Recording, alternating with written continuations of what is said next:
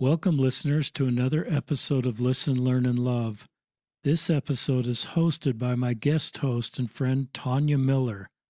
Tanya Miller is a licensed clinical social worker, active Latter-day Saint, and married mother of four. Tanya Miller was on episode 501, where she spoke about healing from church-generated trauma, an episode, according to SoundCloud, with over 60,000 listens. Tanya is also the author of a chapter addressing the same topic in my third book, Listen, Learn, and Love, Building the Good Ship Zion. I trust Tanya because of her level of maturity and extensive clinical experience to be an excellent guest host. As I mentioned in my solo episode, episode 731, my emotional gas tank is low, and I've decided to cut back and generally host only LGBTQ focused episodes. I knew that meant there were other brave stories from amazing people, the real heroes of this podcast, that might not be shared, and was sad about that. However, Tanya and I reconnected shortly after I posted that episode and explored the possibility of having her guest hosts, so these stories could still be shared and delivered on this platform. And I'm really grateful to have Tanya as a guest host. Hello, listeners, and thank you, Richard. I feel very humble about this undertaking, and I am so grateful for your trust. I don't take that lightly, especially the trust that every courageous guest offers when they participate in this process. I am so hopeful that the good work accomplished already by Listen, Learn, and Love will continue to expand, and that the gentle spirit that has always accompanied Richard's podcasts can be maintained.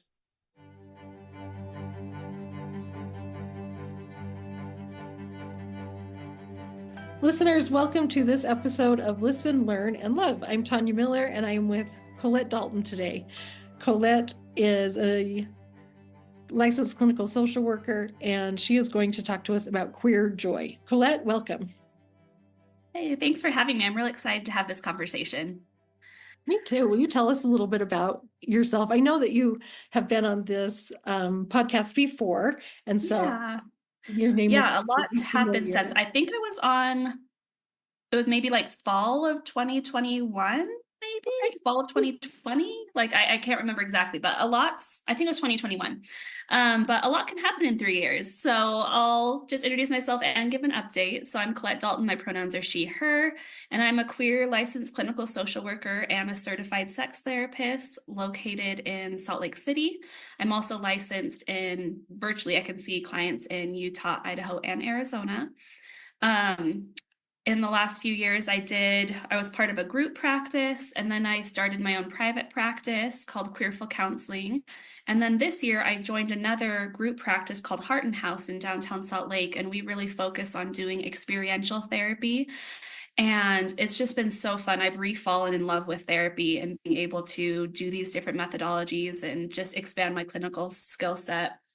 And of course, I still love helping the queer community, and I'm queer myself, and I'm excited to be talking about queer joy today. So not entirely sure what's going to come up, but Tanya and I like talking, so this will be good.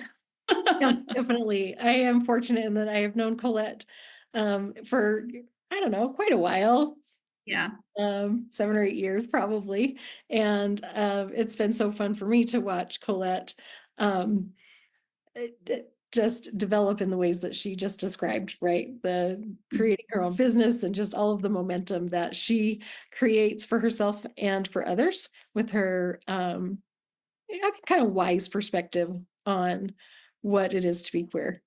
Thank you. Yeah, hard fought, but I think I'm slowly figuring some stuff out. So yeah, for listeners that don't know some of my backstory, I grew up Mormon, super Mormon, in California. I went to BYU for both of my degrees, got my bachelor's and master's in social work. Well, my bachelor's and then my master's in social work.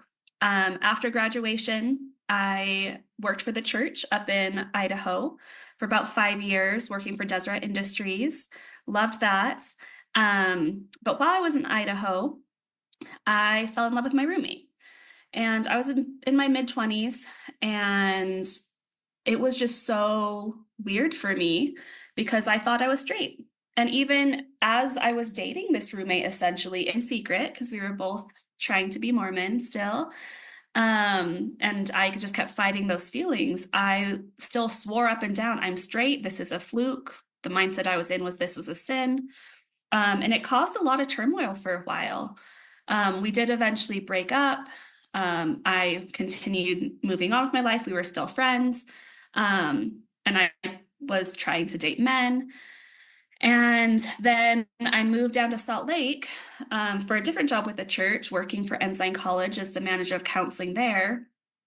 And that's when I started actually looking at my sexuality.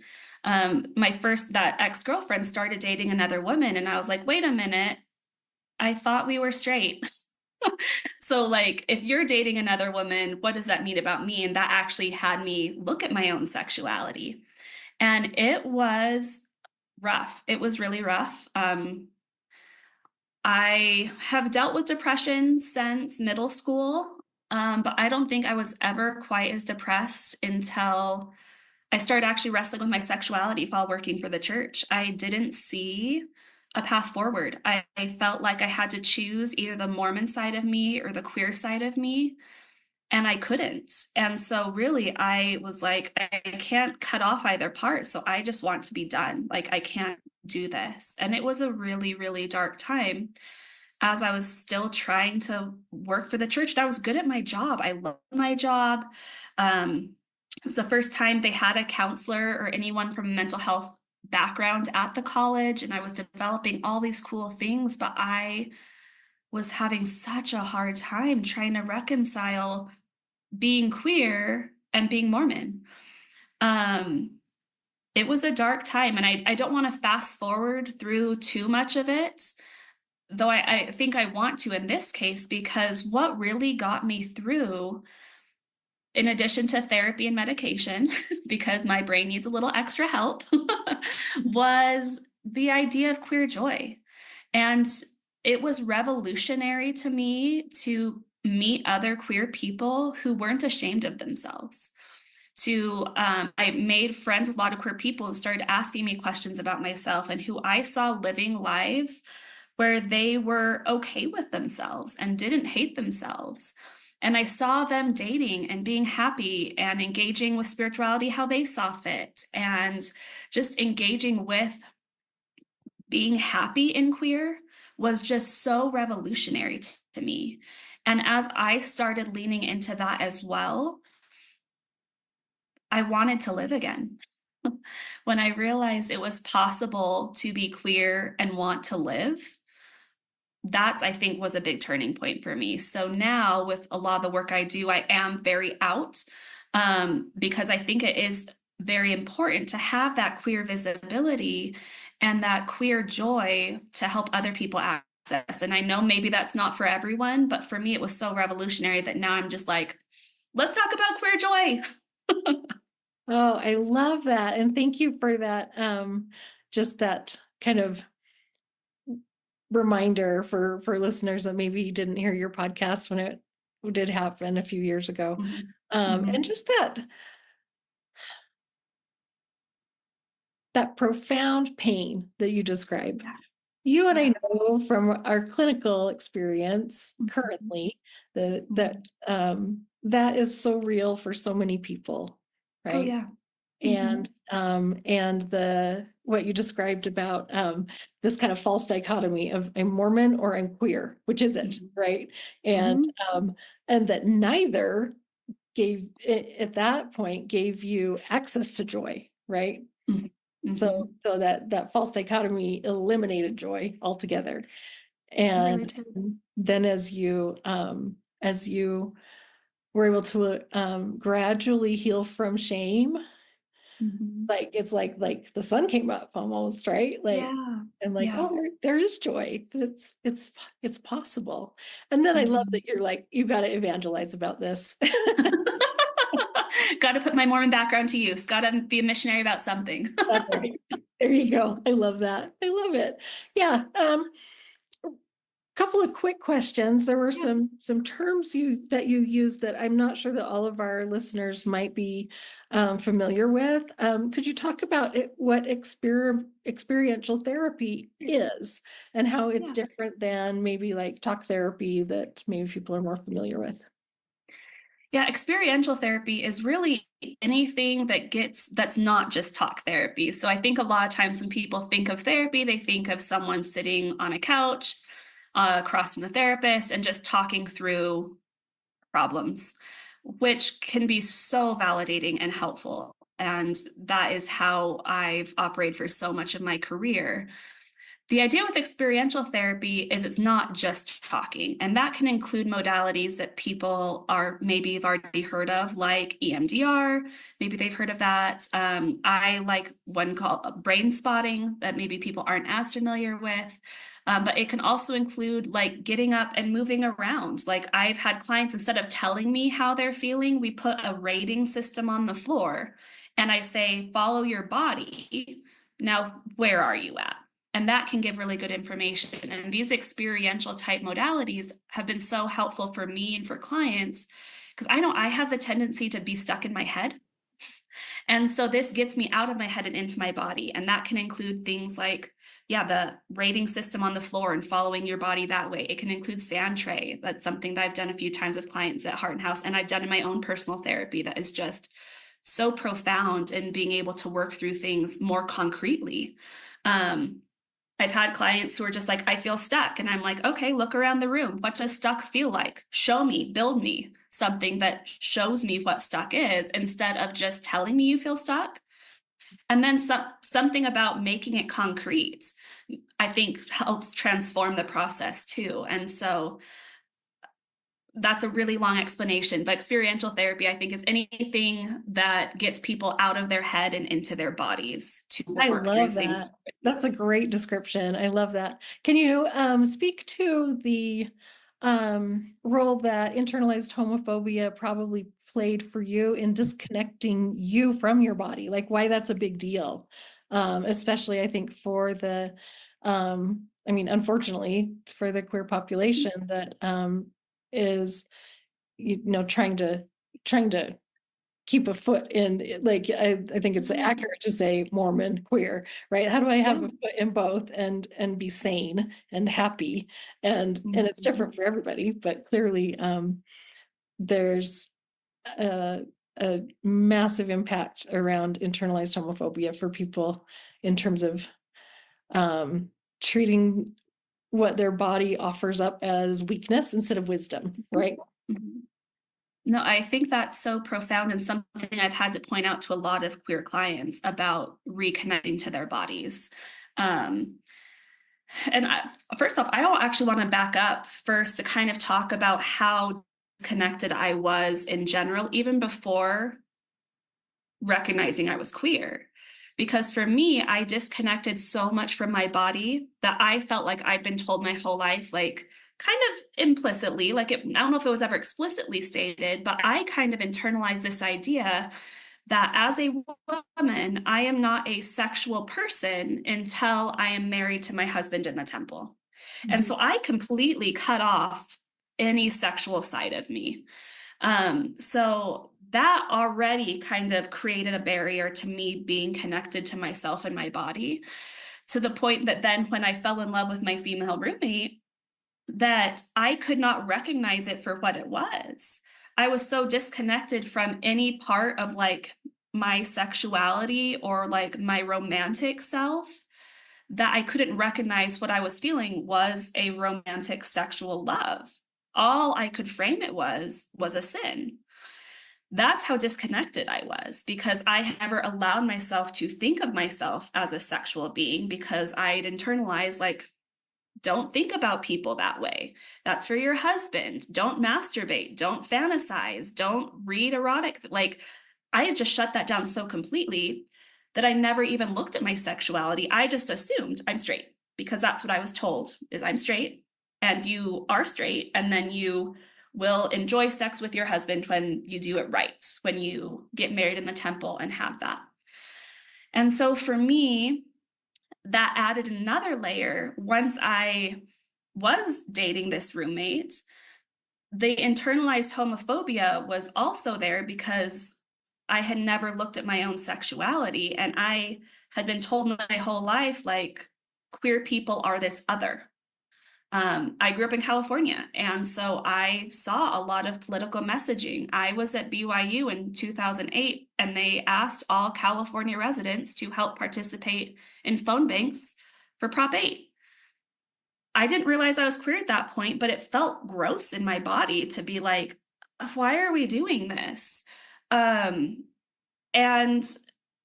it just went so deep that I never even questioned it again until my ex-girlfriend started dating someone else. Like, I could not recognize what we had until I saw her having it with someone else. And I was like, wait a minute, now maybe I should look at my sexuality.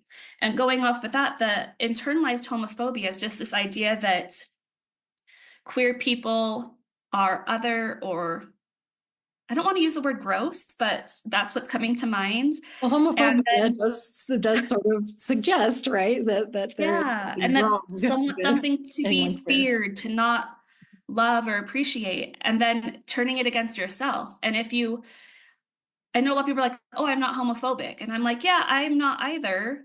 But systemically, I think it's kind of built into our culture to be a little homophobic, just to have how um, heteronormativity is so everywhere in Disney movies. Like, from the time you're little, you're just socialized that this is the way it is.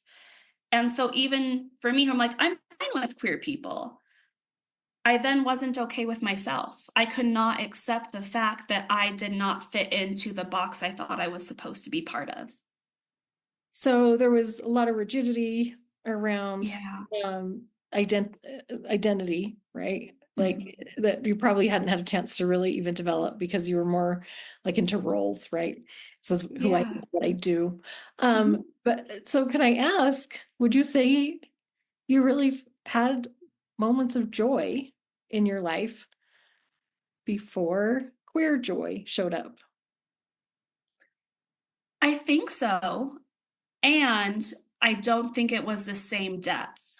I think there's kind of this idea that um, I think that's a quote from Brene Brown. I remember reading that you can't numb negative emotions without also numbing positive emotions. And so, going along with that, I think for me, because of the depth of queer pain I've experienced, I then also get to experience the mountain opposite of queer joy. I feel like before it was like, yes, I had joy, I had sorrow, but it was just kind of like a little up and down.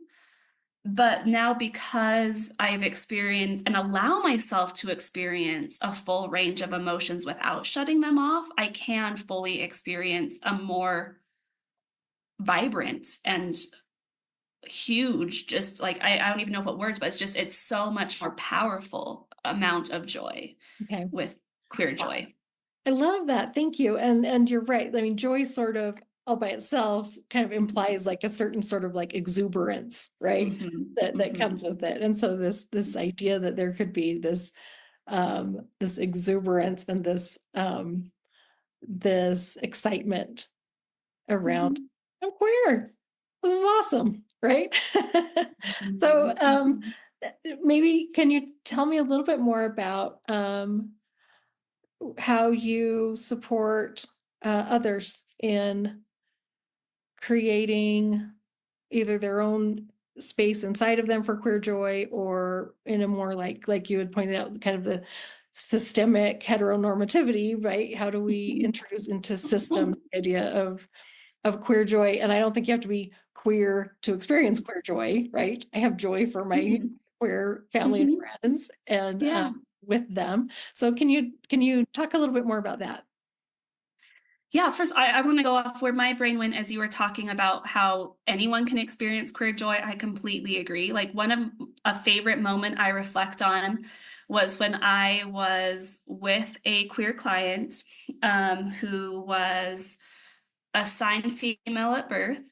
and came into my office starting to maybe be like, I think I might be non-binary, but I'm not sure. And they had given me their birth name and using she, her pronouns.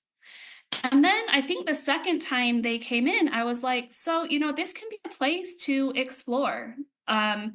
And I know you're still trying on different things, but how would you feel if I use they, them pronouns with you? How would you feel if we use this name that you're kind of interested in trying versus your birth name? And I just saw them light up.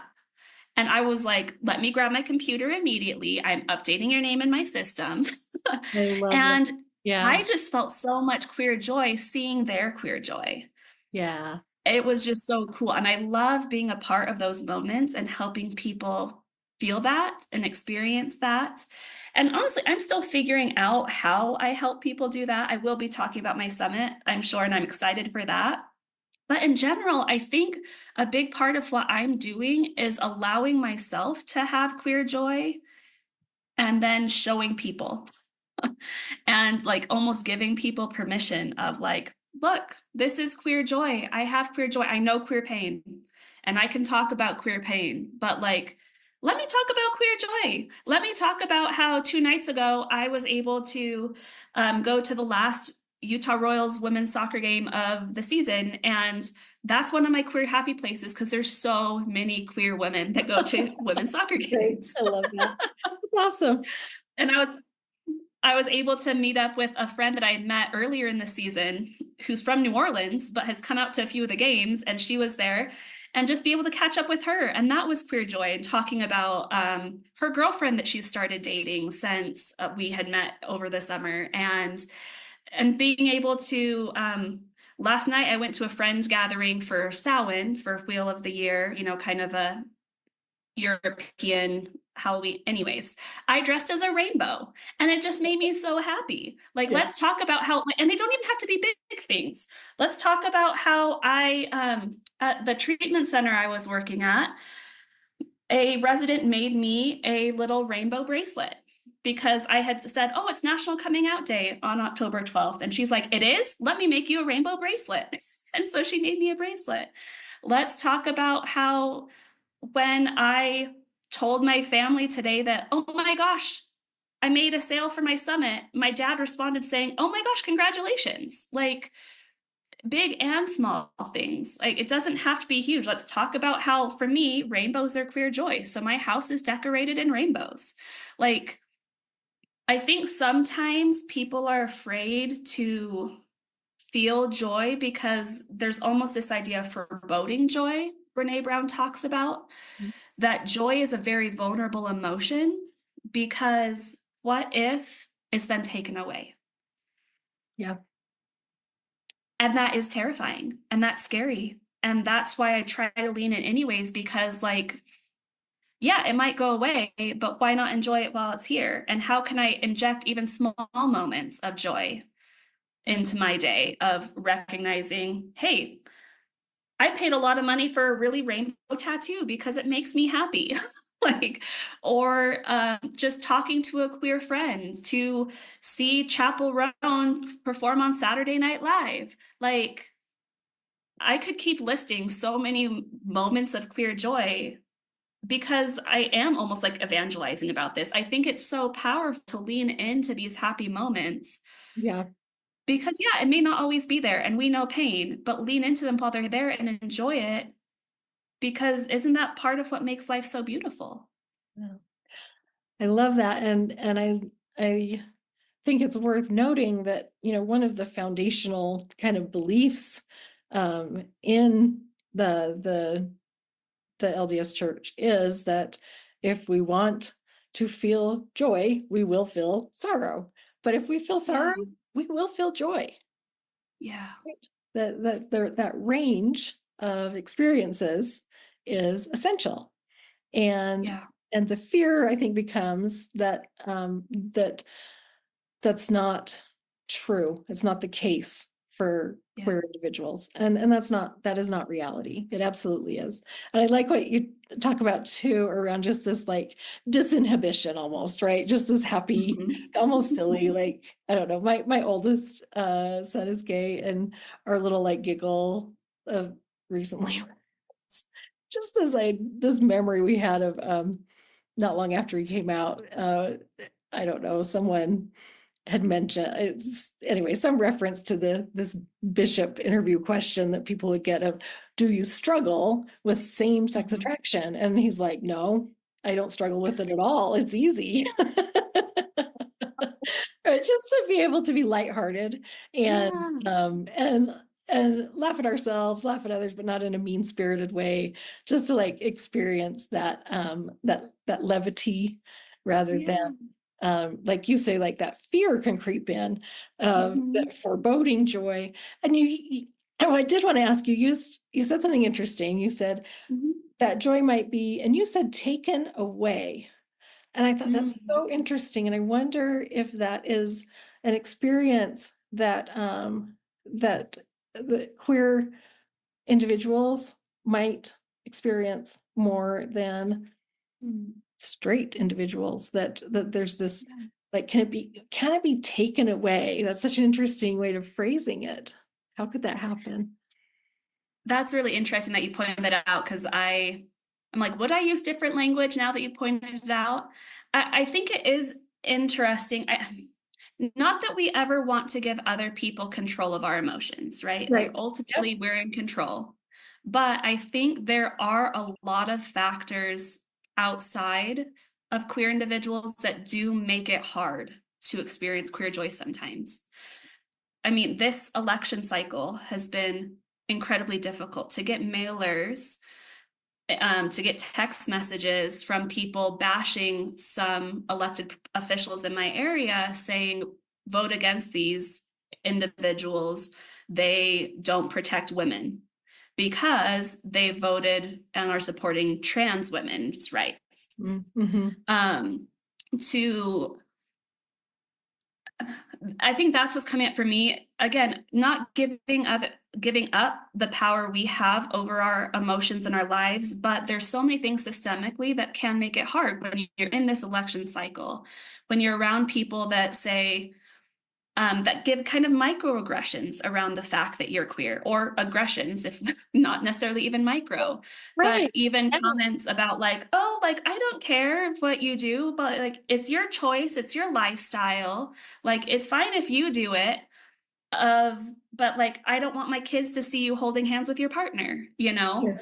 Yeah. Um, Yeah. of being like, I remember being afraid to hold my first girlfriend's hand in public because I wasn't sure how people were going to react. That was before gay marriage was legal throughout the US. I was in love with this woman and I was like, I want to marry her, want to spend my life with her, and didn't even recognize that it wasn't legal for me to in Idaho at that time. Oh, Um, yeah. like, this is recent, that there's so many reasons why it can be hard to feel queer joy when there are these systemic issues in place. And I think that makes it even more important to lean into joy when you can, even the moments of levity. Like when you were talking about that joke with your son, I love making queer jokes when I can. So like when Google Maps or Apple Maps says like continue straight, I'm like, I tried that, didn't work. And it just makes me so happy. I It's love so that. silly. We had the same thing once. My son and I were like in a rental car somewhere, and it was like, like continue straight.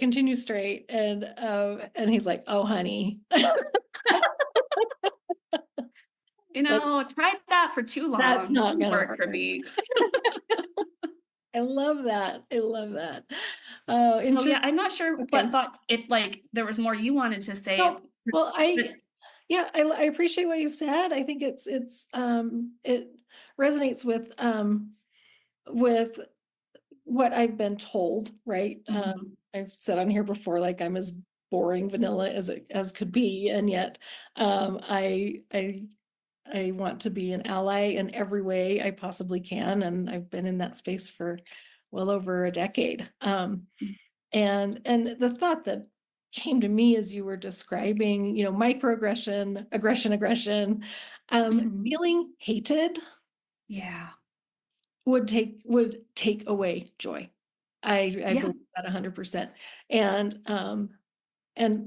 unfortunately, everyone I know who is queer at some point in their lives has felt hated by others, by self, by God. I mean, it doesn't matter what combination of Yeah. those, but that will absolutely rob someone of joy.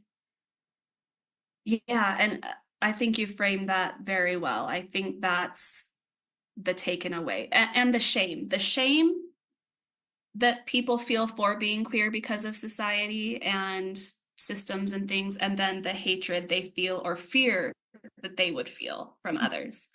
I stayed in the closet for a really long time because I was so afraid of what would happen if I came out. Yeah. I was afraid of friendships changing, of relationships changing, of people looking at me differently. Working for the church, I was afraid I was going to lose my job. I was afraid that like what would happen? Would people not want me around anymore? Would, a lot of fear, a fear of being hated, of trying to, and just feeling so much shame. And I think it's interesting that the term pride is so prevalent in the queer community because I really view pride as the opposite of shame.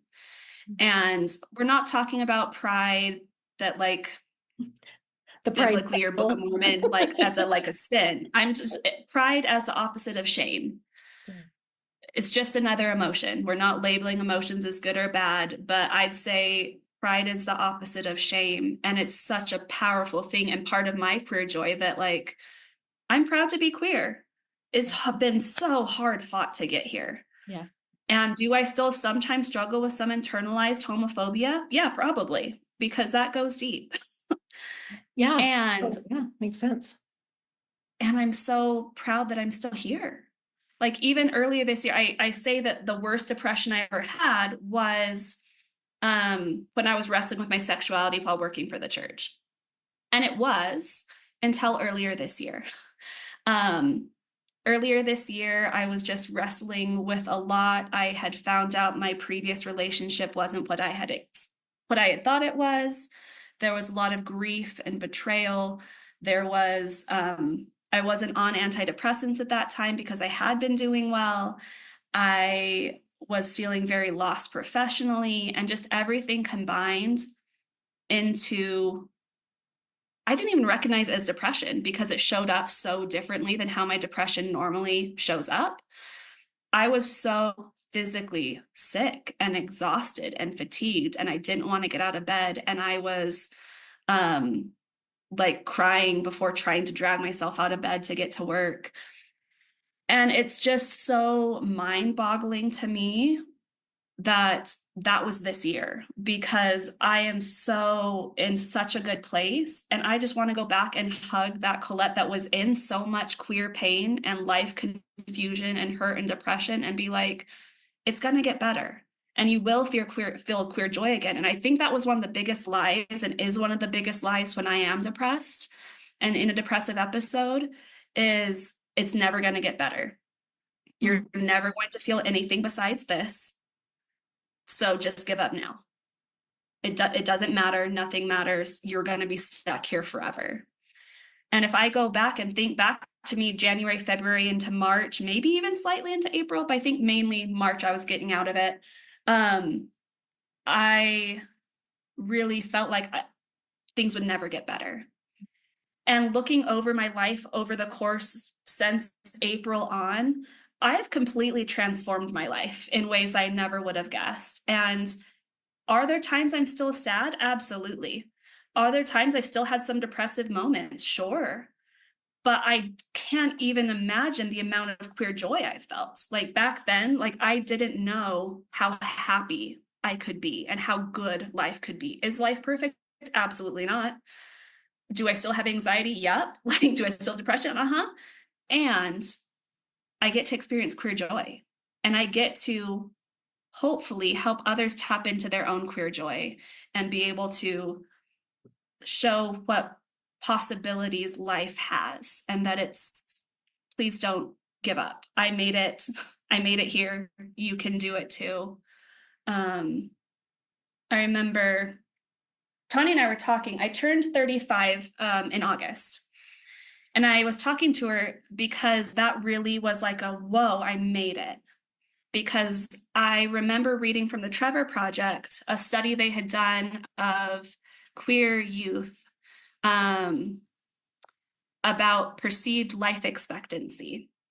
And they found that 1 in 3, so 36% of queer youth believed that there was a low chance of them living to age 35.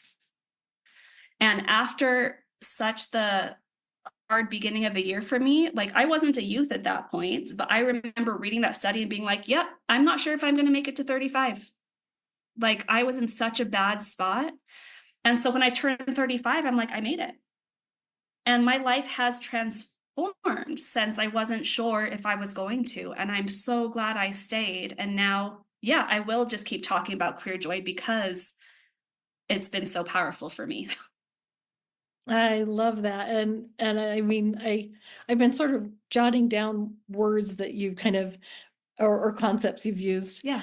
I almost to create like an anatomy of joy, right? What are the pieces here? Yeah. And I love it. And I think and that you two ideas you just mentioned are how vital self-acceptance, right? And self-love, those aren't the Yes. same thing, are to experiencing joy, right? Mhm. If everyone around you even is loving you up and you can't experience self-acceptance and self-love, even a little bit of it, right? Then I think it doesn't matter even how supported someone is. And so that's why I think it's so vital. I love what you're pointing out, right? That each individual needs to be able to access that joy for themselves. And so, you've identified a lot of barriers that can show up. I think it's really powerful what you shared about, mood disorders and their prevalence in the LGBTQIA plus community, unfortunately, right? And I love what you said, please don't give up. Yeah. Yeah. Like it's really just, I could keep saying this over and over. It's just radical to me to think back to where I was earlier this year, that I really just wanted to die constantly. Like, and then to get back on medication, to be back in regular therapy, and to then have 2 days in a row where I didn't want to die. I was like, wait a minute. This is how people normally live. Like I was so disconnected. I forgot that that was possible for me because it was a constant just trying to keep myself alive.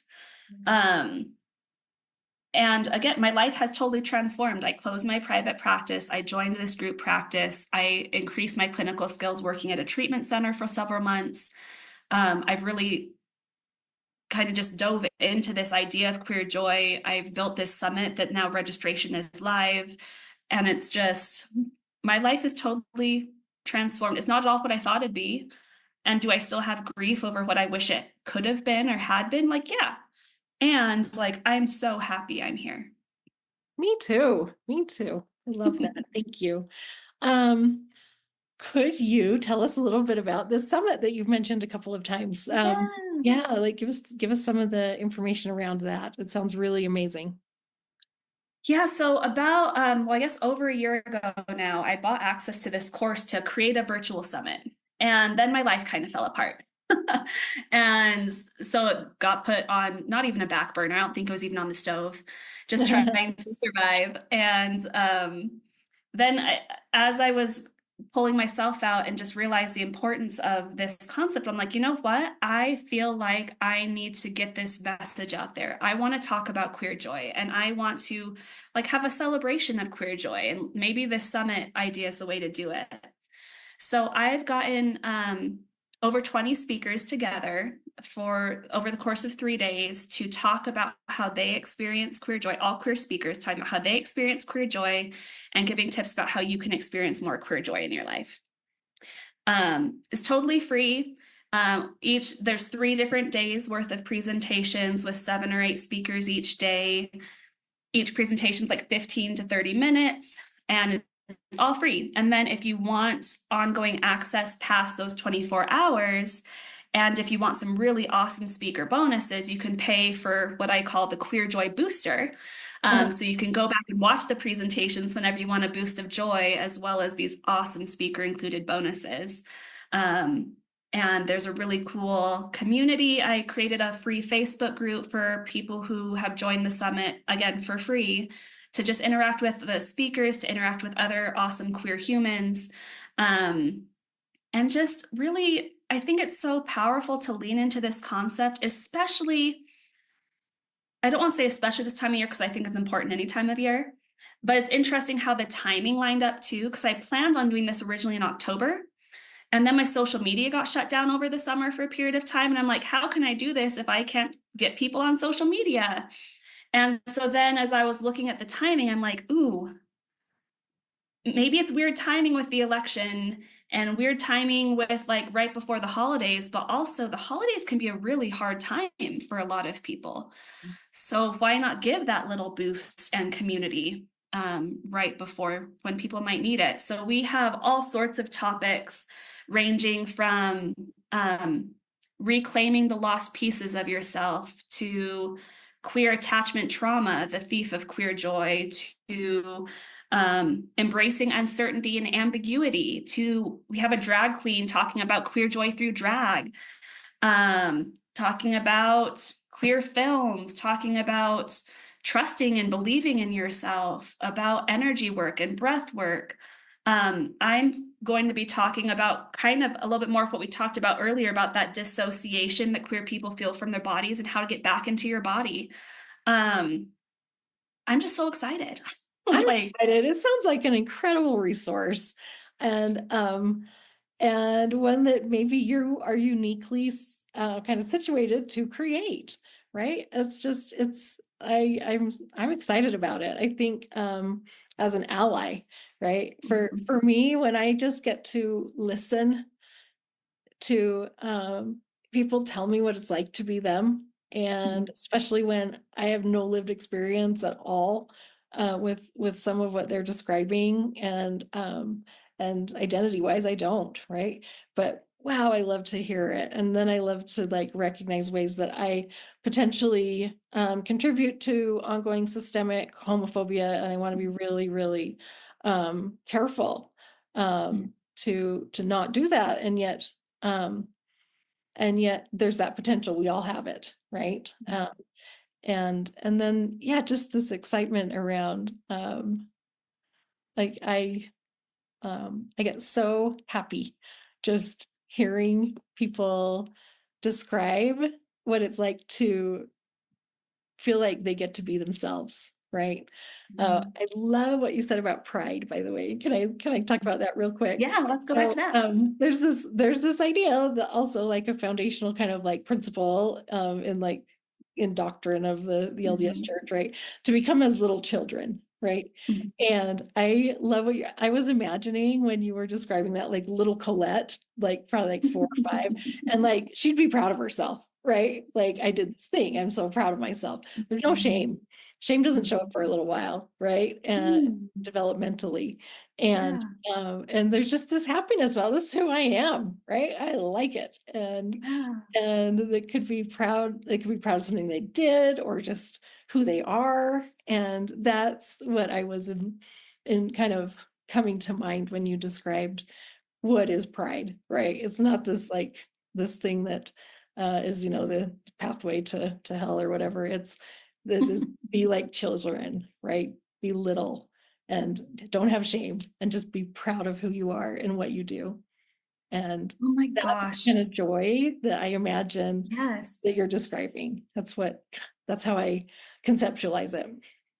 I love that visual so much.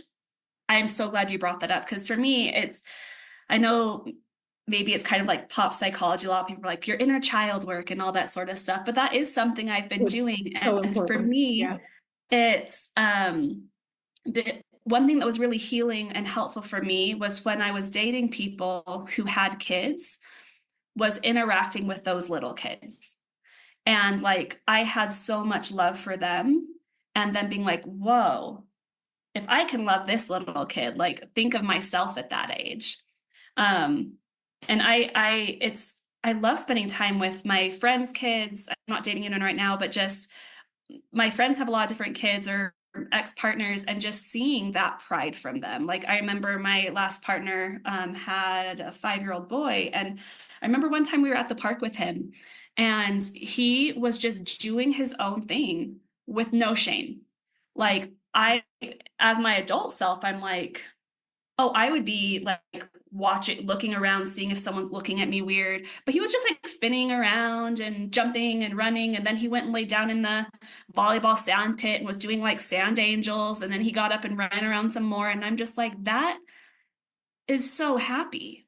Yep, that's Or joy right there. Yep. my friend's kid who, he's sometimes like sending me pictures of his pajamas at night for his fashion show. And and they're always fabulous. Amazing. And she told me one time that she was kind of prepping him to go to school because he there's a lot of hand-me-downs from his sisters that he just loves. She's like, some people might say like those are girls' clothes. What are you gonna do? And he was like immediately, well, they were, but they're mine now. And I'm Yeah. just like, the no shame that kids Yes. have. Yes. Like, how can we tap into that? Because that is joy, that is that proud of themselves. That is a look at me. Let me show this, what I'm doing with the world. It's so sad that we've lost that. And it's really cool trying to come back into that and experiencing, I think, a glimpse that I see in these kids that I interact with, and seeing that glimpse in myself now is really cool. Oh, I love that. Thank you for sharing that. That brings me joy to imagine that for Mhm. you, and the pajama fashion show sounds pretty amazing. I love it. Oh, I love it. Shame, I think shame is the only destructive emotion, right? So, I think Christ exhibited every emotion except shame, right? Mm. And shame, I would say it's the only negative destructive emotion. When that one shows up, like we want to pay attention and learn about why it's there and how to sort of like extract it, right? But any other emotion is on the table, right? Mhm. And I know, like, culturally, um, like as women, right, anger isn't okay, right? But Yeah. yeah, it is. It's a thing. Mhm. It has its, It's it an has emotion. it has some adaptive functions, right? Mhm. And so I just appreciate what you're pointing out about the interference that shame introduces to access to that pride and joy that Yeah. we lose somehow. Yeah. Okay, so um, let's see. I did want to ask, can we on the when Richard posts this, could Mhm. we include links to your summit? Yes, absolutely. Okay. And then also, I think it would be nice to have links, if we can, to what you mentioned about the Trevor Project, Sure. that data around just like lack of hope around life, Mhm. right? That Mhm. unfortunately exists. Unfortunately. Yeah. And then it might be fun if you have time or know where those Brene Brown references are. I think I Sure. know the TED Talk that you were referring to at first, but then the foreboding joy, I think that's somewhere else. Yeah, So I'm pretty sure I can find that YouTube clip somewhere. that'd be So, great. I think yeah. that our listeners would love that. Um, and then I wondered if, just real quick, you might also um, talk to allies, teach us for a minute. Right? I mean, I hope I can listen to the summit Mhm. for the reasons I described, but I think a lot of allies listen to this podcast, Yeah. and just teach us for a minute, if that's okay. What do I want to say to allies? Um, First, I want to say thank you for being willing to even listen. I think that is such a huge part of being an ally. I believe that ally isn't necessarily a label you put on yourself. It's a term that you earn by showing up for people in whatever community you're an ally to. And this can be part of showing up, is listening to people's stories within the community. even when it maybe makes you uncomfortable to hear the stories, to hear some of the pain, to hear some of the trauma, maybe. Maybe it's uncomfortable to hear and reevaluate some of what you thought you knew. So first off, just thank you for listening, being willing to listen to this. And I'd say queer joy in my mind isn't limited to the queer community. Like I mentioned earlier, like you don't have to be part of the queer community to feel queer joy. How can you help the queer people you know and care about to also feel queer joy? How can you celebrate with them? How can you be someone that they come to celebrate when something exciting happens? How can you join with them, and experience that queer joy when they tell you, hey, this is the name I'm going by. These are the pronouns I'm using. Can you just witness their joy when they go to a pride event? Can you be with them when they are talking about a date they went on and not show emotions that they're hoping you aren't experiencing? For me, it was scary for a long time to talk about if I was dating someone because I didn't want to see the disappointment or disgust or sadness on someone else's face because I wasn't feeling those things. And so to be in joy with the queer community, because I really think it's just a celebration that we're still here. That's one of the presentations is about how to joyfully disrupt the status quo, because I think joy is such a powerful thing in continuing to move forward. So how can you support your queer loved ones in feeling joy and experiencing that with them? And how can you seek out your own? Because it can be really hard being queer. It can be really hard being an ally, to see attacks against those that you love, to see how people maybe interact with your loved one when they can't see how beautiful they are because they've just lumped them into those queers in a derogatory queer instead of like us, the reclaimed the queer language, right? Just lean in. Like that. You can't hate people up close, right? And that's why I share my story. That's why some therapists might be like, hey, like you're being too personal, you're sharing too much. And I'm like, this is how hearts are changed. I'm not sharing from my wounds, I'm sharing from my scars. And if this helps you to lean in and love people a little better, to listen, learn, and love, then I'm here for it. Oh, I love that. Thank you. I appreciate that. And I love what you said about you can't hate people up close. You just can't. That's a very insightful to share. Yeah, and that's one thing I'm excited for with the summit. As I've been watching the presentations come in, I didn't know most of the speakers before they applied to speak at the summit. I knew a handful, but most of them I didn't have any context from. And I just immediately loved all of these humans as they shared a little bit more of their story. And it's just, I'm so excited to have this out in the world for them to share more of their joy, for me to share my joy. And we have like a couple people from the UK, someone from New Zealand, someone from Canada. Like, I really want this to be like, this isn't just a Utah thing. This isn't just a Mormon thing. I love any queer person who wants a little more queer joy in their life. Please come. It's free. It's there. If you want to buy the Queer Joy Booster to have ongoing access, awesome. I'd love to have you. It also gives you access to awesome bonuses like my Queer Joy Through the Holiday group I'll be having.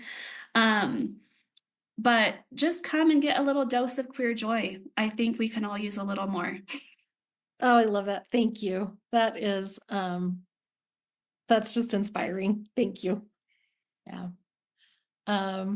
All right. Well, is there any more that we want to explore around this topic right now?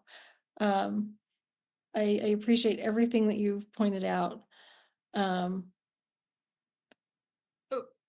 Everything from, experiential kind of opportunities and the value there to, so from inside someone who's queer to like what allies can do. Yeah. And yeah, in terms of essentially using the privilege that straight people have to protect the queer community also. So yeah. One thing that came up just as you were saying that another thing for allies. I know I've shared this before, maybe not on a podcast. There's this idea also between the difference between allies and accomplices that I'm not sure if everyone's aware of. Oh, you talk about that. That's awesome. Yeah. Yeah. Go there. And allies are awesome, right? Love them. The idea of an accomplice, I think what a lot of people think of, like, oh, an accomplice to a crime, like, why are you using that term? And it's like, are you willing to truly be with us? Are you willing to stand so close that if we're getting stoned, you might get some rocks too? Yeah. I remember one story in particular for me when an ally really kind of became an advocate and an accomplice for me was I had just come out to a ward. I was in a YSA ward several years ago in a Relief Society lesson. And we were talking about families, and I started out the lesson saying, this was a hard conference talk for me to hear and teach about, and this is why. We went on to have a beautiful discussion about like why this can be a hard topic for a lot of people in a YSA ward. And it was just a beautiful lesson, if I say so myself. And then the very next week, we had ward conference. And so we combined Priesthood and Relief Society for that, at the time, third hour. And the stake presidency apparently decided to talk about the temple recommend questions. And I was like, okay, interesting topic, but like, okay, like this could be good. And I definitely had some questions at the time. And I don't even remember which one I was hoping he'd focus on, but I remember he kind of brushed over it. And then he was like, you know, a lot of people have a hard time with like, do you interact with any groups that are contrary to the message of the church or whatever that phrasing is? I can't remember. Yeah. And he's like, you know, a lot of people have questions about that, about like the queer community. And like, you know, like it's fine. It's fine to have queer friends. You know, I have a trans neighbor, have a queer coworker, like it's all good. But, you know, I would never donate to a pride organization or march in a pride parade. And my heart just sunk because I had gone to a pride parade earlier that year, and I actually felt the spirit more there and actually liked myself and didn't feel the shame, as opposed to being in that church building where like the shame suddenly just crashed over me.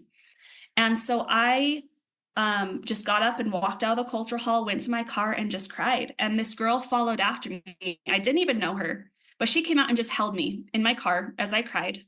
Yeah. And then I went back in because there was munch and mingle and, you know, trying to be social as a YSA. And another girl went up with me there and said, Bishop, like, you need to talk to that state presidency member. What he said was not okay. Like, there's nothing against people donating to pride organizations and marching in pride parades. And I could not speak up for myself in that moment. And it meant so much that she was able to speak up for me and kind of put herself in the line of fire because I couldn't speak up for myself. Being a minority individual can be hard. It can be really hard to speak up for ourselves. And we do it a lot. And it's nice when we don't have to. So it's nice when people join with us and our allies or accomplices in this work. And one way to be the accomplice, help block those stones that are being thrown, but also lean into the queer joy that we feel too. The queer joy, I think, is what can help keep us going and can help keep going for you too as we fight again. You know, it is a battle sometimes. And I think that queer joy is the motivation for me. Yeah. Oh, thank you. Thank you. That term is so poignant, isn't it? Mm-hmm. Yeah. Mm-hmm. Oh, I love that so much. Thank you. Yeah. The other thought I have on this, the idea of sort of allyship, right? Mm-hmm. Is how essential it is that it's never about the ally, right? Yes. This is not virtue signaling. This is not, I did this thing so I can have attention. Mhm. ever, right? It is always about, we use whatever privilege and power we have to protect and support those who have less, who are Yeah. marginalized, right? Yeah. Because we love them and we have joy. We're joyful around who they are. I love that. Yeah. Yeah, Yeah. So joyful. I love it. Okay. Colette, thank you. Thank you for being on this podcast twice. Like it's Yeah. yes, no, it It's takes crazy what can change in a few years. So who knows? Maybe I'll be on in a few more years with more that, updates. that would be awesome. Yeah, it takes a lot of courage though. It really does. And and it's like you had said, it's a fairly radical message, this idea of was the I joy. think so. I think it's kind of almost acceptable to be in the church and like apologetic about your sexuality. So yeah, it is kind of radical to be like, I'm queer and I'm happy about it. All right, like just So that little kid happy. I'm proud. yeah, This is awesome. I like that. Thank you. And thank you for all the good work you're doing thank you. in every space that you are in. Thank you. That's really cool. All right. Well, listeners, thank you for joining us for this episode of Listen, Learn, and Love.